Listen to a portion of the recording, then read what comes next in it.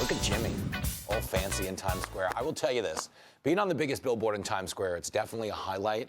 But as a New Yorker, it doesn't feel official until someone draws X-graded graffiti on your face. You know what I mean? If someone got up there with a spray can and then lit me up a little bit, I'd be like, yeah, it's happening. It's all coming together, Mom. That being said, it was obviously still a pretty wild experience for a guy who started out driving a taxi. Here is a look at my most humble beginnings.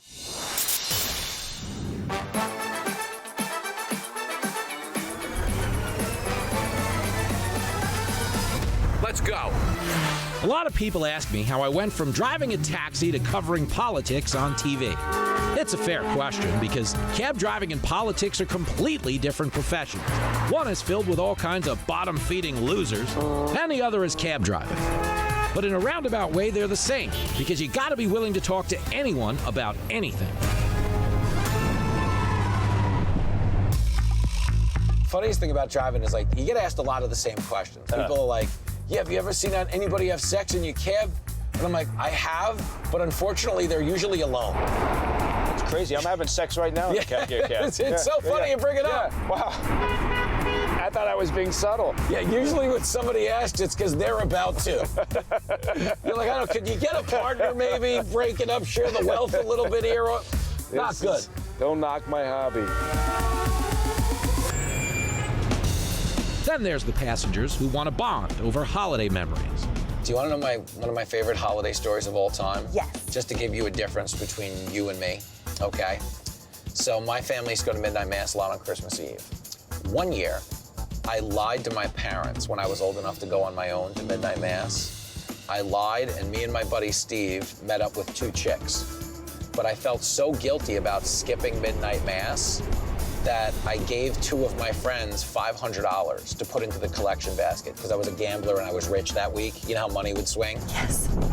I went and hung out with 2 chicks with my buddy Steve, but did my penance of giving $500 to the church and came to find out a year later that my 2 friends took the money to a strip club.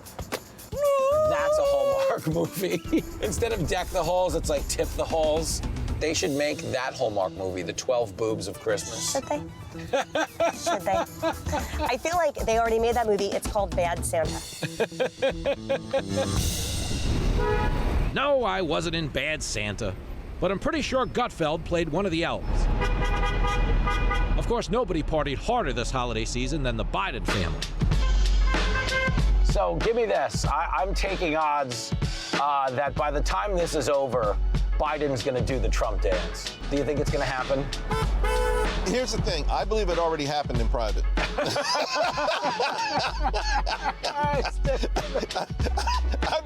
I believe at about 2:30, November 6 a.m., Jill's like, she looked around, she looked at Secret Service, make sure no one comes near.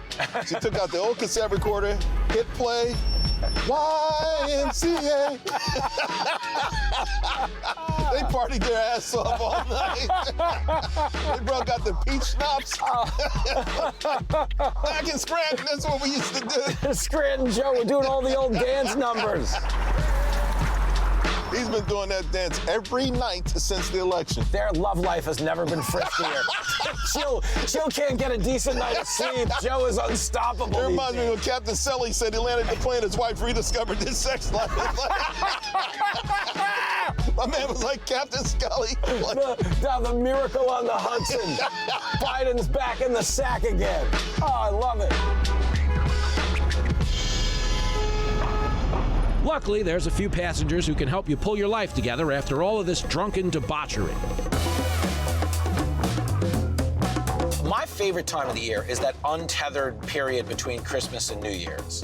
I mean, if you're like me, eating yourself to this place of senseless disgust, and you're not going to stop eating. Like, I don't know about you, but no one starts a diet before New Year's. Do you? You gotta fight the good fight, but you don't fight the good fight between Christmas and New Year's. Thank you. Do not do it to yourself. Like, that is a time where if you have been disciplined, give up the discipline. Go have the creme brulee latte 3 times a day. Fall face first into a strawberry cheesecake. On a stripper's breasts. I mean, come on here. It's the most wonderful. You know, that whole thing. And then there's just the random crazy people who don't like your car or the way you drive it. You doing it like this. Where'd you pick up this piece of Hey, don't talk about yourself like that. You're a fine young lady. Listen, can I drive this cab? I wish you could, so I was trying to Let go. me tell you, you suck as a driver. I'm fine so far. I could pass these cars in 1 second. But you see, I'm not doing that because someone got in the back and was like, we're gonna die, there's no seatbelts. Yeah, How are no, you sitting the way you are? I want to drive this car. Yeah, I know, I wish. So at the next slide I'm getting out, I'm going to drive this thing. I wish you could. They Yeah. they don't have insurance for you. They were yelling. They don't have insurance for you either in this piece. No, do. You don't understand. Why would they have insurance for you? Because we shoot in this every week. They can't insure you. You don't even have a seatbelt on. You'd be surprised. This thing can't even pass inspection. You'd be surprised. You just said it yourself. Dude, anything can pass inspection if you know what to do with a $100 bill. This is New York City.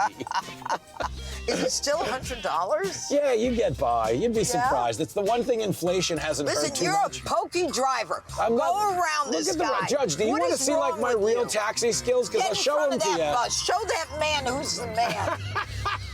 Okay? My God. Oh, move. Judge Janine is I gotta tell you. taxi motivational speaker. Yes.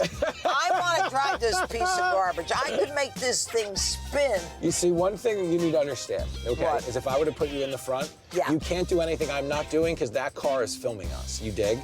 Oh. So there's a lens pointed at us right now. I see. So I'm not, right there. I just gave him the finger. I'm not. Okay. All right. Yo. Okay, kids, ride's over. Here's to a much easier cruise in 2025, no matter what seat you end up in. Let the record show that I am never picking up Judge Janine again, by the way.